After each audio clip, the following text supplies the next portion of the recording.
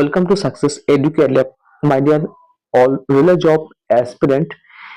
আশা করি তোমরা অনেক ভালো আছো আর সুস্থ আছো। তোমরা যারা রেল এক্সাম অ্যাপ্লাই করবে বা রেল এক্সাম দেবে, তাদের তোমরা কয়েকটি বিষয়ে মাথা রাখা উচিত। কয়েকটি বিষয় আমাদের জানা অবশ্যই প্রয়োজন, আর এগুলি না জানলে এই পরীক্ষায় তোমরা তোমাদের পাস করাটা স্বপ্নের মতো থেকে যাবে। ঠিক আছে, তাহলে চলো দেরি না করে শুরু করা যাক আজকে সেই ইম্পর্টেন্ট কিছু বিষয়ে। প্রথমে কিছু টেকনিকের কথা বলি, যেগুলো তোমাদের অবশ্যই মেনটেন করতে হবে। প্রথমত, টাইম ম্যানেজমেন্ট হলো এই পরীক্ষার অন্যতম প্রধান কি বা চাবিকাঠি। এরপর নিজেকে সেকেন্ড হচ্ছে তোমাদের কি সবসময় নিজেকে ক্যালকুলেটিভ মাইন্ড বানাতে হবে। যে কোনো কোশ্চেন মানে তোমাদের সেটা কিন্তু ভাবতে হবে ক্যালকুলেটিভ মাইন্ডে। ঠিক আছে, নেক্সট আমাদের কি নেগেটিভ কোশ্চেন কম করার চেষ্টা করতে হবে। অর্থাৎ পরীক্ষায় সমস্ত কোশ্চেন আসবে, সব কোশ্চেন তোমরা অ্যাটেম্প করবে এটা কিন্তু হয় না। কিছু কোশ্চেন ওদের ছেড়ে আসতে হবে, এই ছাড়া অভ্যাস আমাদের করতে হবে। মানে কিছু কোশ্চেন যেগুলো একদম পারবে না সেগুলো আন্দাজে গেস করতে যাবে না, সেগুলো লাস্টের দিকে রাখবে। সেগুলো পারলে লাস্ট একবার ট্রাই করবে, নাহলে ছাড়বে। নেক্সট হচ্ছে কি নেগেটিভ খাওয়া যাবে না। ঠিক আছে, নেক্সট মোর practice more score. Rail exam গুলোতে ওদের বেশি বেশি প্র্যাকটিস দরকার। বেশি প্র্যাকটিস থাকলে ওদের বেশি স্কোর করতে পারবে। নেক্সট মোর মক টেস্ট মোর স্কোর, এই কথাগুলি মাথায় রাখবে। ঠিক আছে, মানে কি মোর বেশি মক টেস্ট, যত মক টেস্ট প্র্যাকটিস করবে তত বেশি আমরা স্কোর করতে পারবে। তো এগুলো হচ্ছে আমাদের টেকনিক্যাল বিষয়। এবারে এই সাবজেক্ট ওয়াইজ কিছু বিষয় তোমাদের জানা অবশ্যই জরুরি। ঠিক আছে, তো প্রথমে আসা যাক জিকে বা জেনারেল স্টাডিজ সাবজেক্ট। আর রেল এক্সাম গুলোতে তোমাদের কিন্তু প্রশ্নপত্র যে সমস্ত লেভেলের এক্সাম হয় সেই লেভেলের, যে লেভেল সেই লেভেলে কিন্তু স্ট্যান্ডার্ড প্রশ্ন হয়ে থাকে। প্রশ্নগুলি বেশ স্ট্যান্ডার্ড মতো মানের হয়ে থাকে। আর প্রশ্নগুলি কি হয়, সংক্ষিপ্ত আকারে হয়ে থাকে। প্রশ্নগুলি বেশিরভাগ স্ট্র্যাটেজিকের মধ্যে থাকে, জেনারেল স্টাডিজ এর মধ্যে। টপিক সিলেবাস ধরে তোমরা যদি পড়ো, অনেকটাই কিন্তু কমন আসা যায়, মানে পাওয়া যায়। ঠিক আছে, তো যদি মানে তোমরা যদি টপিকস ওয়াইজ পড়ে যাও সিলেবাস ধরে, জেনারেল স্টাডিজ কিন্তু তোমরা অনেকটাই কমন পাবে। নেক্সট কি কারেন্ট অ্যাফেয়ার্স। এই কারেন্ট অ্যাফেয়ার্স তোমাদের কিন্তু উদ্ভট ধরনের আসে না। মোটামুটি পড়াশোনা করলে কারেন্ট অ্যাফেয়ার্স কিছু অ্যাটেম্প করা করা যায়, জাস্ট করে না। এবারে কি, এবারে জিআই বা জেনারেল ইন্টেলিজেন্স। এই জেনারেল ইন্টেলিজেন্স বেশিরভাগ প্রশ্ন মডারেট থেকে ইজি আসে। ঠিক আছে, মানে কি গ্রাজুয়েট আন্ডার গ্রাজুয়েট লেভেলের কোশ্চেনগুলি, গ্রাজুয়েটে একটু লেভেলটা স্ট্যান্ডার্ড হলেও কিন্তু বেশিরভাগ কোশ্চেন ওই লেভেল অনুযায়ী ইজি হয়।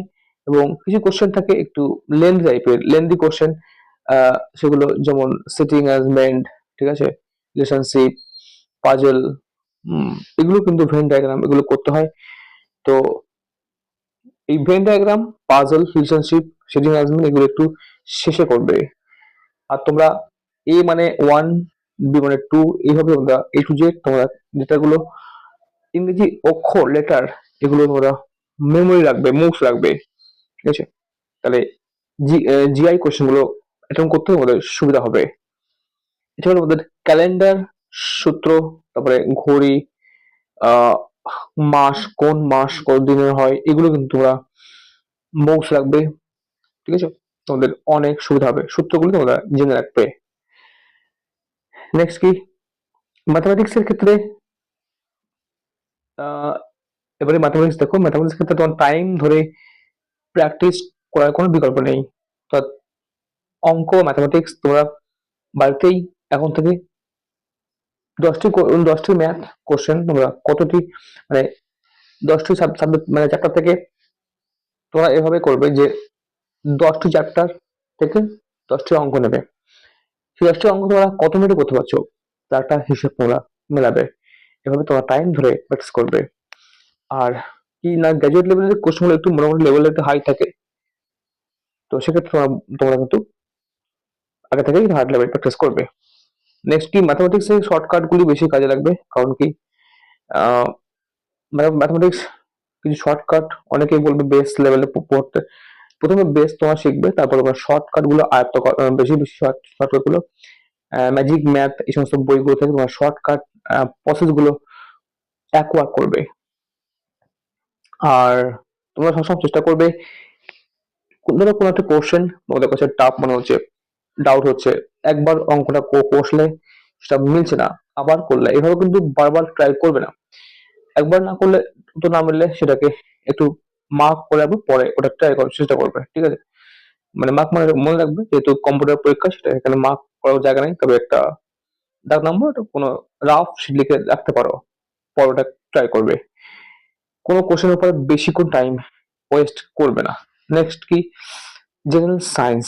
এই জেনারেল সায়েন্স এই প্রশ্নগুলো মোটামুটি সিলেবাস হিসেবে পেতে হলে তোমাদের, যদি মনে করো যে সিলেবাসের মধ্যে পাবো জেনারেল সায়েন্স কমন পাবো, অনেক কোশ্চেন করে আসবো, মানে অ্যাটেন্ড করে আসবো, সেক্ষেত্রে তোমাদের এনসিইআরটি বই ফলো করতে হবে।